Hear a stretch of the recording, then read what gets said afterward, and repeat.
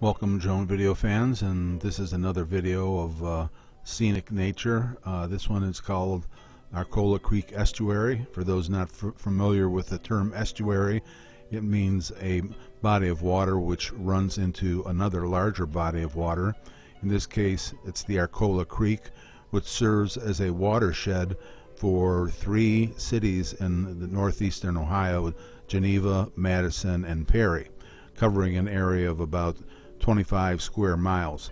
The water drains from various tributary streams and empties into this Arcola Creek, which is a watershed and a protected wildlife area for some protected bird and fish species.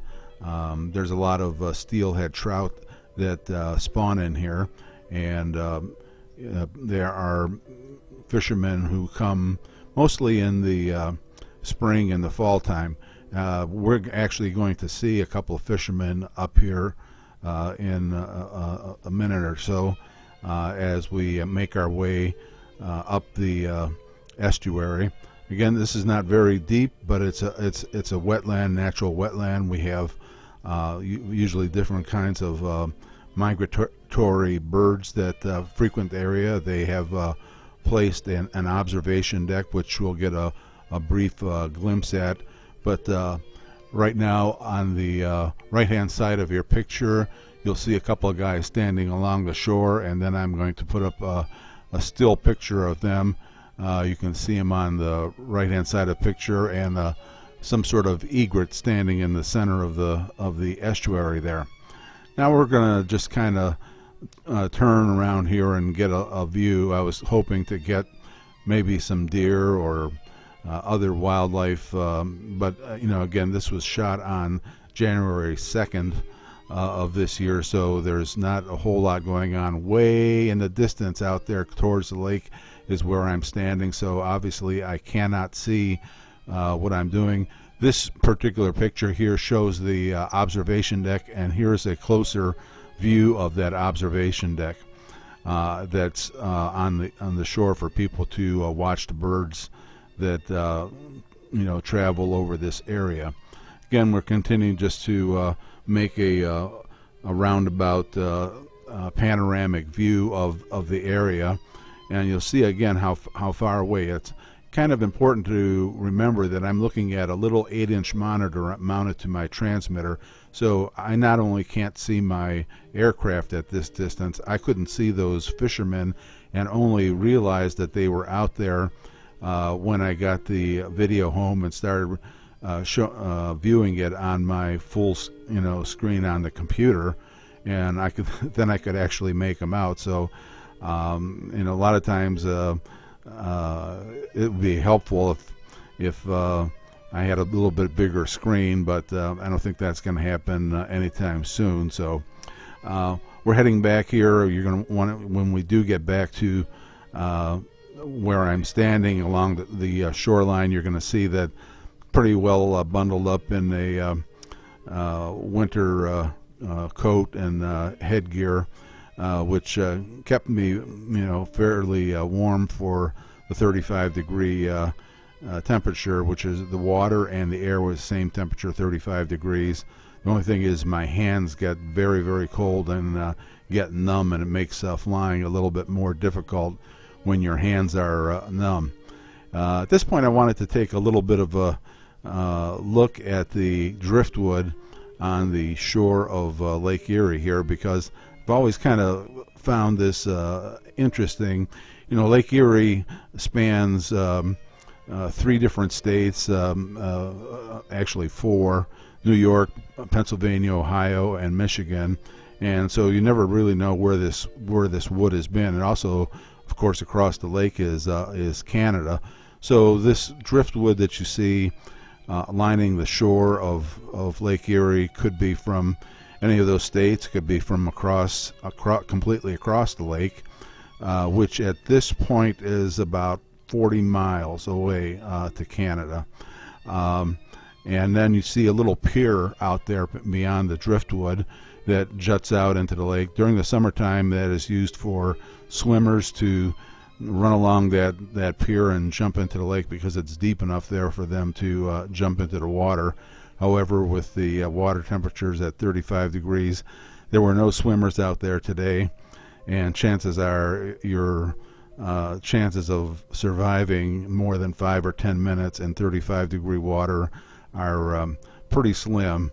So we didn't see anybody out there and didn't expect to really. But looking at the root system of this tree, looks like that's been there for quite some time, and you know, it's just one of those things that you see as you travel. And now we're facing to the east, and we are going to ascend to the maximum legal limit allowable for unmanned aerial vehicles, sometimes called drones, which is 400 feet in the United States.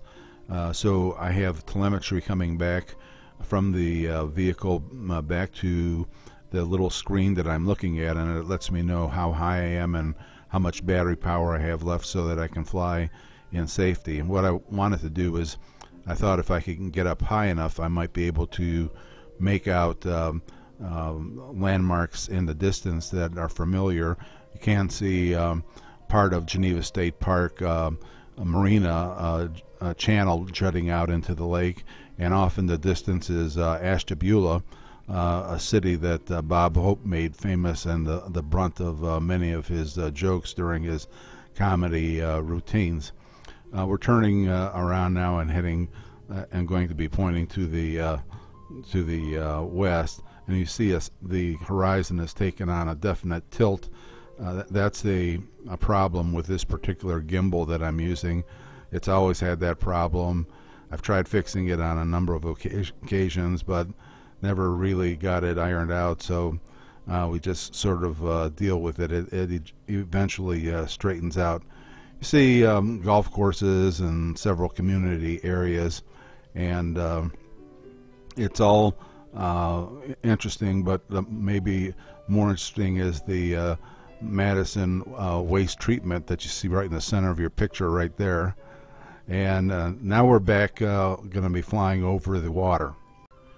So at this point we're dropping down to within about a couple of feet of the water itself, and the first thing I wanted to do is fly out over this little island of debris and rocks and so on, because frequently valuables and things that people drop in the water from any given distance away make their way up onto these little areas. So I was keeping my eye out to see if I saw any coinage or cash, maybe spot a $10 bill just laying out there, but there was it wasn't my lucky day, so I didn't see anything valuable on that little pile of rocks. It was interesting to look over though. So we're heading now out over the water, and what I'm going to do is drop the camera down and point straight down into the water. And my intention was, and you can see a little bit of the rippling of the water now as the prop wash hits the water itself. I was hoping to be able to see some form of life in the water, but again, this is January 2nd, so pretty much everything has gone dormant by this stage of the game. So realizing that we weren't going to see anything too awful interesting here, we're just going to kind of make our way back to where we took off. We do a lot of videos like this that are scenic in nature, and scenic not only of nature but in nature. There you can see the quadcopter shadow as I fly over the water, or image. And so look over my video list and you'll probably see something there that might interest you. If you do, check them out. I always appreciate people stopping by and looking at the videos that I produce there and put up on YouTube. Leave a comment if you feel like it, and as always, thanks for watching, and stop back again.